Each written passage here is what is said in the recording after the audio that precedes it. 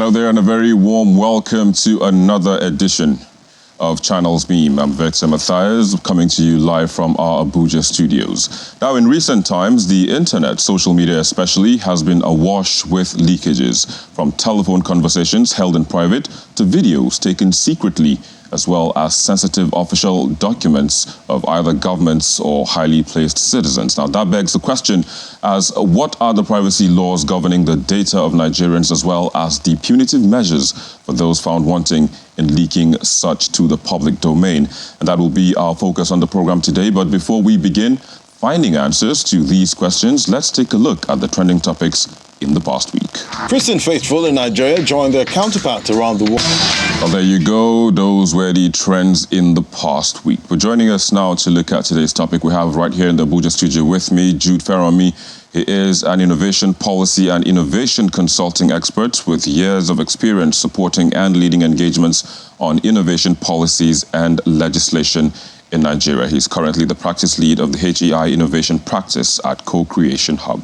It's a pleasure to have you on the show. Thank you very much, Victor. Of course.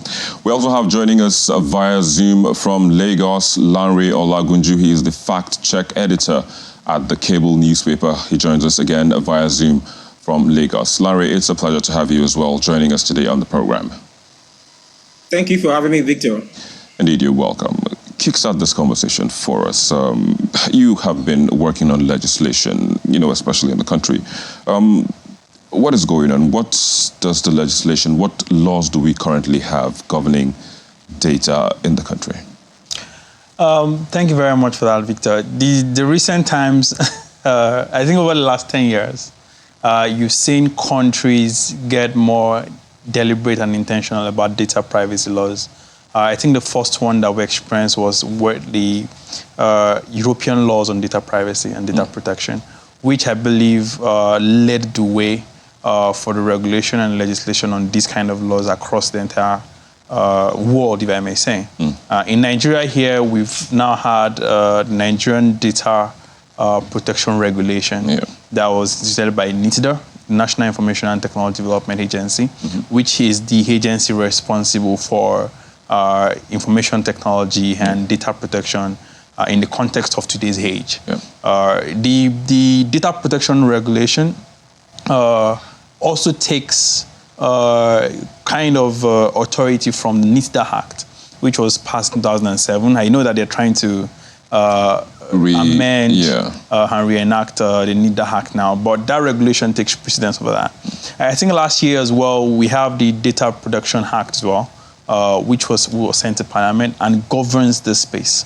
And there are a number of innovations actually that I think has been happening. So the Nigerian Data Protection Board, NDPB, usually publishes this performance report on a yearly basis. I don't know if they published the one for 2022, but they have 2020, 2021, 2019, 2020, and on like that.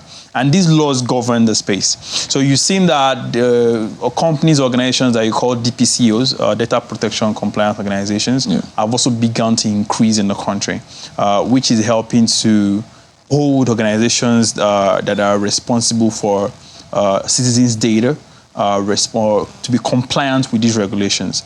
Usually, those DPCOs have to get a license from NITDA to be a DPCO before they can then go about their business. So this is what I could say is the lay of the land. The regulations are there. In fact, Section 37 of the Constitution of the Federal Republic already provides the right of every citizen to privacy. And then on top of that, you now have a number of other laws. For example, the Cybercrime Act also provides a sense of regulation or clause that speaks to privacy. But the enabling law that guides this space is the Data Protection Regulation, the NDPR, by NITDA. And then that has kind of given authority over whatever is happening within the space. In general, so that's pretty much like on an organization point of view. Let's quickly get Lanre also. Let's get his view on this topic. Lanre again is joining us via Zoom. Lanre, Jude has been speaking from a perspective of the general the overview of the data protection laws in the country. But, one thing he hasn't spoken to is the fact that, how does this apply to citizens? I don't know if you can give us, an overview as to that, how that applies to citizens or individuals.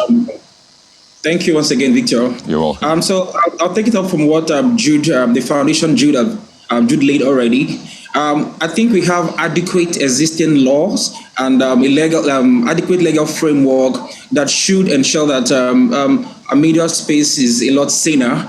I'm not of the opinion that we should generate new laws when in actual fact we are able to ensure that there's some kind of enforcement to ensure that those laws actually have they actually influence the way that the media space is. With respect to the recent elections, we have seen a huge rise in disinformation and misinformation. Like Jude rightly mentioned, the Cybercrime Act, for instance, is clear that an offense it is an offense to share disinformation, and then the punishment goes as high as saying that 3 years imprisonment or 7 million naira fine, or in some cases, if the judge thinks that it's appropriate, in some cases it can be both 3 years and then a fine of 7 million naira. So I think that we actually have adequate laws here and there, like Jude mentioned. Maybe at this point in time, we might need to start talking about how we can enforce them in a very sustainable manner.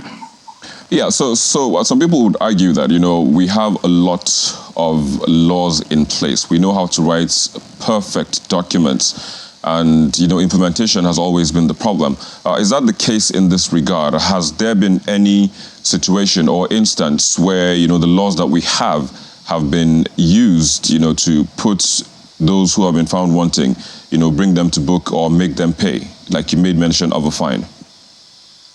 Yes. So I think that there's a bit of carefulness on the side of government. I think that government is also trying to ensure that you don't gag the media totally. You don't also infringe on individuals' rights, freedom of expression and things like that. So there seems to be a thin line between ensuring that we have the freedom of expression intact, and then also ensuring that when people go out of that freedom and they go against the law, there's adequate framework to punish them or to fine them. But the challenge right now is that we have not seen cases whereby individuals, organizations who go against data privacy issues and cybercrime laws or cybercrime issues, where they are being prosecuted or asked to pay certain fines. Maybe when we are able to implement some of those laws correctly, without any form of bias, without any form of prejudice, we might be able to have a sustainable approach to ensuring that we curb our media space from disinformation. Yeah, do you agree? I mean, what can be done to ensure that, we have more successful application or, application of the law, so to speak? So I definitely agree with that fine line argument that Larry was making. It's a very thin line. But I also think that in instances where, for example, you see the recent audio tapes that were released in the media space recently, that's a clear violation of privacy. Yeah. And there are culprits that would have violated some sections of the law before that can happen and come into the media space. Absolutely. So you see, for example, in the last NDP implementation report that the board that I mentioned released, they went from fining organizations in the entire year 1 million to fining them. So the total number of fines, according to the NDP here, is 15 million. 15 million? 15 million naira. Okay. As at the year 2021, right? You see that there's also an increase in the number of organizations that were fined in that process. So there's some sort of punitive measures that is currently being carried out by NITER and the NDPB, which is like in charge of enforcement. The board. The board is in charge of enforcement of these laws, of these privacy laws in particular. But you also have, I mean, that's, in my opinion, and I stand to be corrected, there is the approach of an organization, for example, maybe a telecommunications organization flouts a certain aspect of the law, and someone in that organization is responsible. And then an individual who is the victim of such then can then approach the court to say, according to this law, he wants to sue this organization. Not the individual. Currently, right now, what we have is the board is in charge of enforcing the laws. So if there's a data breach, in much more like cybersecurity lingua, if there's a data breach of an organization that is collecting data from Nigerians, and then that data is available to the public against the consent of the people who have the data, right? Then NDP goes into action and says, you are in violation of this conduct, you'll fine this amount of money. The CEO actually could also go to prison, according to the NDP or the regulations, right? But there's the instance where one person in this particular instance, the very popular Bishop Oyedepo and Peter Obi leaked audio, right? There are victims in this particular instance. So, in fact, the law, according to the NDPR, says that if the persons who are victims of this data breach are less than 10,000, right, then the fine has to be 2 million and above. If the persons who are victims of the data breach is more than 10,000, you pay 2 million and above. Is less than 10,000, you pay less than 2 million, right? What if it's one person or two people? Exactly. You know, so these are I wouldn't call them loopholes, because now it's the responsibility in court of the individuals who are victims to then approach the courts to say this data breach or this privacy breach is harmful to them, and they want to seek redress in court. But I think what's important is that we need more examples of actually seeking this redress in court and punitive measures for those who are affected. Because if we don't have that, we just have this anarchy and chaos when it comes to privacy of individuals. Up to the highest levels, like you said when you introduced, even government documents are being leaked. Absolutely. And that's not appropriate. Yeah. So what can be done? Because moving forward, I mean, there's so much that we usually see. The NIDA, like you said again earlier, they tried to, reintroduce this bill, the NIDA Act, which there was a lot of hue and cry about, on social media. So if they're trying to tighten the space, like you said, chaos, anarchy, trying to prevent all of that from happening, why then do we keep having this hue and cry when, they're trying to put things in a proper perspective, so to speak, of which I understand they also call out for stakeholder engagement before they prepared that document. So why then are we having that kind of conversations? This is an opinion and I don't usually share in public, right? There is a responsibility on the part of the government, but there's also a responsibility on the part of the citizens, right? And this is very important, right? We need instances, examples, and this is how society builds up, right? That somebody who is a victim of a data breach or a privacy breach actually approaches the court, uses the law to get justice in that instance, because that also then prevents other organizations from doing that, right? The NITDA as an organization continues, for example, I'm yet to see the 2021-2022 report, but I can imagine that the numbers have increased, a number of trainings that they've done, number of DPCOs that they've been licensed, and these licenses get money. So the amount of money that they've also made for the government in this respect. Well, speaking about the money they've made, just hold it for a second. I'm very interested because that means that people are being prosecuted and the government is making money. But you get me more on that in just a minute. We need to take a quick break, and we'll be back in a moment. Please stay with us. Many thanks for staying with us. We still have with us our guest right here in the Abuja studio as well as via Zoom.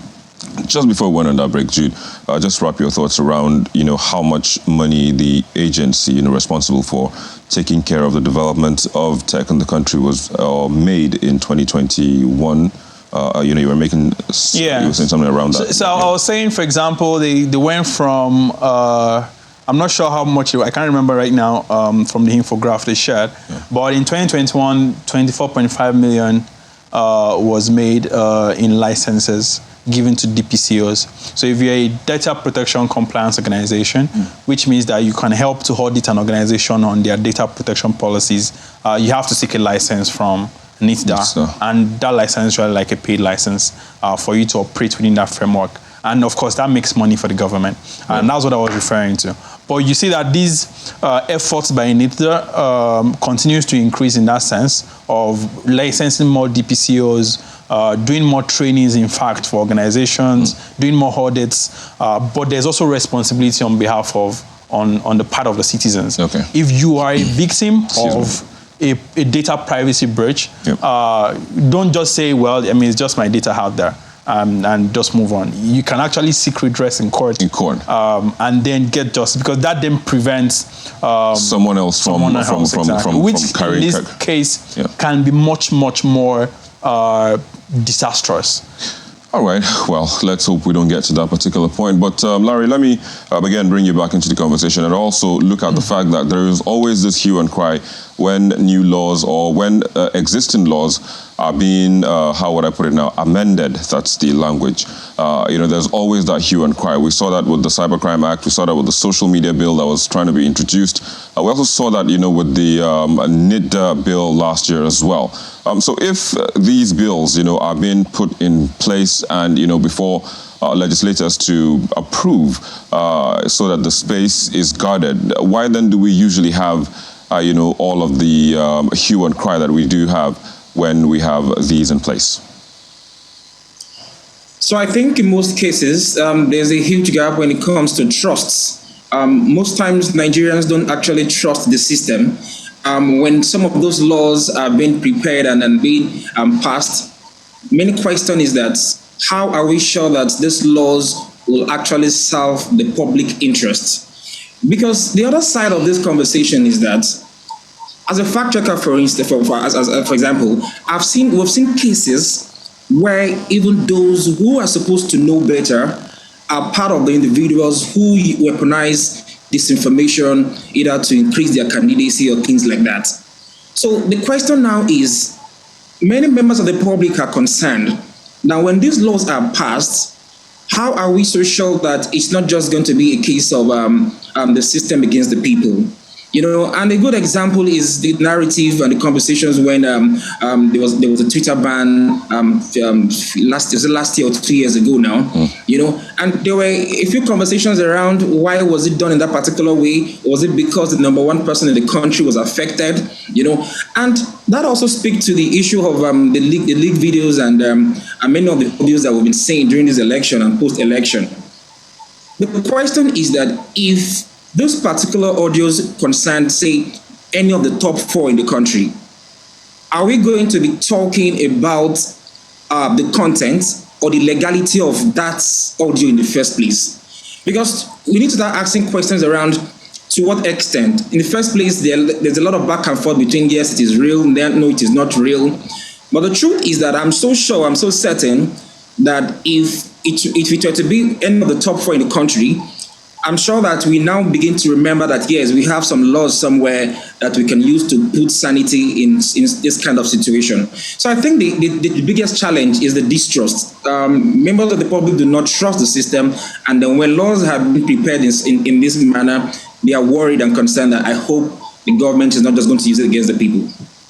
Well, you are the fact checker. You should be able to tell us whether it's real or not. But I think that conversation around distrust, by people in the space has also come up quite a number of times. But what would you say is responsible for this this bridge, so to speak? Now, this trust gap. What can be used to bridge it? So I think that in this case, like Jude said initially, we need to have examples. We need to have cases whereby individuals who think that their data privacy right has been affected can use the implementation of this law to get justice. When we have such examples, then people begin to build confidence. People begin to build trust. Trust is such a capital that you just don't pick it up. People have to have examples. There have to be case studies of where things happened and then there was justice. when we have that as a system and it happens continuously, automatically people begin to trust the laws, begin to trust that there will be proper implementation of the law as well. All right, very well. Jude, let me also get your take on this. He says, it seems the application of the law is selective. Do you agree with that, just as we went down? I think that the capacity, state capacity is what I would just speak to, right? And so when you consider that there are 10,000 people who are affected by this data breach and only 2 people are involved here, or maybe those 2 people are just like, private citizens who work in an organization, or maybe they are presidential candidates, the state would determine what level of engagement they want to have. The resources so yes, they can be very active, resources channel that. But another point is that... But should it be that way? If one person, shouldn't the state be responsible for, ensuring that one person, is also protected? Again, that convention can be nuanced, right? Because this is a country where we're just being introduced to the concept of data privacy, and the state might not have as much resources. But one of the things if I could recommend, for example, in the EU, if you are in breach of the data privacy law, you pay 4% of your entire turnover as a company. As a company. And 20 million euros, whichever one is higher, right? Yeah. In Nigeria, you pay 1 million naira, right, as a company. So, for example, if in lieu of Mr. Peter Obi and Bishop Oyedepo, if they do decide to pursue that in court, right, whichever company, telecommunications company, that audio leaked out from will be made to pay like 1 million naira. That's not punitive enough. Right, in the UK, which adopted the EU's data privacy laws, also the same thing. GDPR. Right. So what you want to do in this instance is not just prevent. You want to prevent people from breaching privacy laws, not necessarily punish them and have the anarchy I mentioned earlier. Yeah. So you want that punitive measure to be a little bit higher, such that whoever is in breach, all right, is really, really punished, and then that prevents other people from engaging in such behavior. Well, let's hope that moving forward, we won't see such leaks, not only of private conversations, but even government documents, videos. We've seen videos as well. Yeah. Let's hope we don't see more of that would embarrass anybody and cause injury to anyone as well. But I have to say thank you to you for joining me today on the show. Thank you for always having me. Of course. And also say thank you to Larry. Larry, thanks as well for joining us on the show today. Thank you, Victor. My pleasure. Of course. Well, that's where we are. I'm Victor Matthias. As the show today would leave you with the most viewed videos on our YouTube channel in the past week. Bye for now. Kicking off this week's top 5 videos is the fracas that ensued at INEC Port Harcourt office as supporters of both the APC and PDP clashed.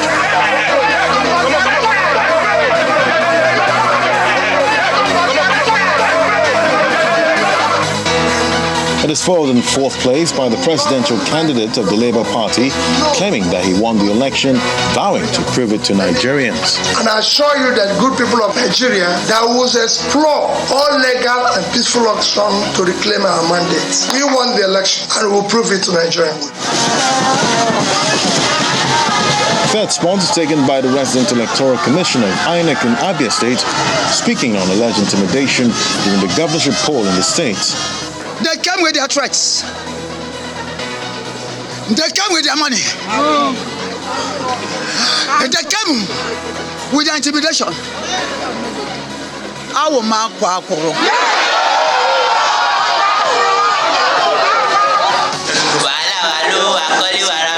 While in 2nd is the arrested musician Portable after the 72-hour ultimatum given by the police.